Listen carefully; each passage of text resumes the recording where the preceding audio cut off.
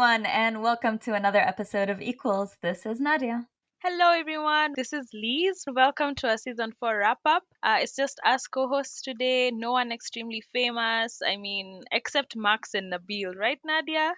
That's right. I'm just in awe that we get to do these episodes with these guys. Look, guys, Max is a really famous one here. I'm really happy for you, Max. Seeing you go viral this week. Oh, incredible work, man.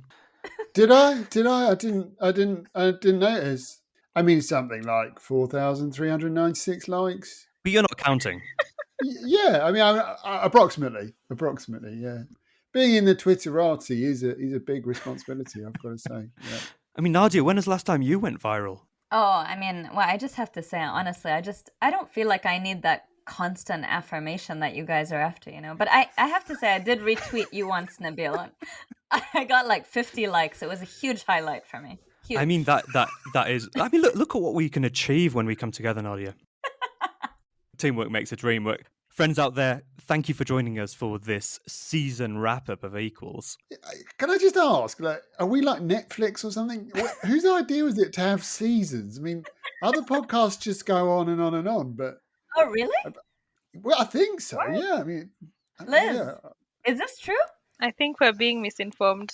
I think, Max, leave the structure to Liz and I. I think you should stick to what you're good at. So I'll just stick with the tweets and, that kind of thing. Yeah. Friends out there, we'd love to do a couple of things with this episode today. It has been a really great season. So many gems across the 14 episodes we've had. We'd love to just touch upon some of the highlights of this season. But the first thing I think that's important to do is just to pause and to breathe and to reflect for a moment. We've just passed a really important milestone, which was the 2-year anniversary since the pandemic was declared. The Economist newspaper reckons we've had over 20 million deaths from COVID-19. So it's a very somber moment. We've got many reflections. Liz, can I start with you? And I know you've been working with young people through this pandemic. How are you feeling? What's your kind of big reflection on the pandemic so far? We rarely talk about children because, they're not really directly affected by COVID, the disease, as much as adults. But they're also affected. We've talked about education, access to healthcare, decreasing household income, and how that then affects the children in those households. Access to justice has also been affected during this pandemic. One group that I work with a lot is children in conflict with the law. That's kids facing charges in court. So during lockdown, we were all in our homes, and that was, hard. It had its own challenges. But think about kids who are in juvenile institutions with bans on prison visits. They couldn't see their parents and their friends for well over a year, right? And then you have others who, yes, they were let out on bail, but they had to attend virtual court processes. Let's not talk about the delays in the court processes first, but think about the inequality that comes into play. You have a child from a slum area. They are facing charges for possibly because of the impacts of being in that background to start with. And then they have to attend a virtual court session. They don't have access to smart devices, don't have access to the internet. That's been a lot. Just looking at how COVID has impacted access to justice and especially for children. I think it's amazing. You have this whole other life, Liz, helping these kids just often locked up and almost the key is thrown away, isn't it? This is before they're charged, before they've been in court. They can spend months, sometimes years in prison. Whereas, rich people just buy their way out, don't they? It's just so cruel. I think for me, I think if I'm looking back over the 2 years, obviously many, many things have happened. But the one big thing has been the People's Vaccine campaign. We've all been involved, but I've really been involved in that. And I think taking on the big pharmaceutical corporations, it felt like the right thing to do at the right moment. And I'm so glad that we have. And we've secured some wins. We got Joe Biden to say he wants to waive patents. And as a campaigner, the campaigner in me, I mean, these guys who run these big pharmaceutical corporations, they are the classic pantomime villains. I mean, there was the head of Pfizer. He told the head of the World Health Organization that he was being a bit emotional when he was talking about people dying from COVID-19. Or today we had the head of Moderna, who's a billionaire. And he said he doesn't want the World Health Organization copying his vaccines. It's a bit like someone trying to copy a Louis Vuitton handbag, and he's got the original luxury handbag, and You just can't make it up. these guys are total scumbags, and we need to keep fighting. But I think that campaign has been amazing, and to see all these incredible activists, and it's the right thing to fight for right now, isn't it? It is, and it's been, I mean, it's just such a huge issue that every single person on earth can relate to. And so just also amazing work that you've done chairing that People's Vaccine Alliance, Max. And for me, I mean, just looking at it, and seeing the vaccines issue and how it progressed, or rather did not get to where we wanted it to get in terms of, the TRIPS waiver. For me, that was like the face of the failure of multilateralism, and me seeing it from the side of financing decisions, watching the IFIs, looking at the World Bank, the International Monetary Fund, looking at discussions around debt relief. I mean, all of these decisions were sitting in the hands of the richest countries. And it was the same thing with the vaccines issue, these decisions sitting with the rich countries, the richest corporations.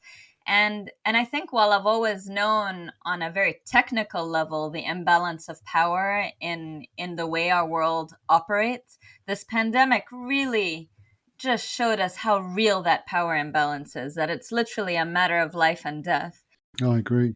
In Nadia, in many ways, it feels like the colonial map of the world never really went away, did it? A few rich countries making decisions, right, in the interests of the richest people and the richest corporations for the rest of the world. I think my big reflection is just, in a very simple way, is how inequality kills. We've seen how the inequalities of race and class are just really dangerous, right? You're more likely to die or to fall into poverty, if you're black, if you're brown. And I think that's been really clear.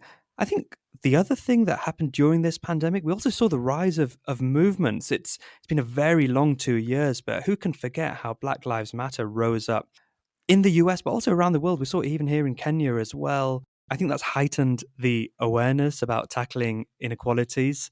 Let me tell you this. Look, guys, I don't know about you, but while it has been a tough year, and the more we reflect, the tougher it feels in many ways, I've got to tell you, doing this podcast has just been like a ray of hope. Don't you feel the same? It's certainly a lot of fun. I mean, One episode I absolutely loved, guys, was when we spoke to Grieve Chalwa, and it just really highlighted we talked about lack of leadership before. We also just have such a lack of imagination amongst political leaders around the world today. It was so interesting speaking to him about leaders and on this continent, on the African continent, in the wake of colonial independence and the kind of progressive policies that they pursued.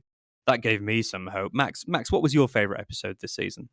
Well, I mean, that one was catnip for me because I love African history, and but I think one that really stood out, and I think building on this idea of decolonizing, but really looking at us at Oxfam, at big aid agencies, at the aid business. The interview with Deg and Ali was really, really hard to hear, but very, very powerful, and she really didn't hold back, and that was one of my favorites.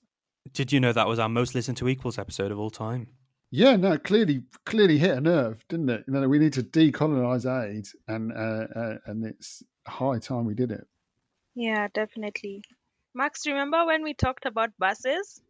Oh, that was a great episode with the Italian guy who spoke perfect Swahili. That was amazing, wasn't it? Yes, Matteo Rizzo. Oh, I just loved how we connected transport and access to these other rights. Transport affects access to healthcare, access to education, accessing work, and even your right to assembly. So it was very interesting to just get that angle, and maybe even access to transport should be a recognized human right. So I think that was one of my most favorite ones, and of course it was my first time hosting.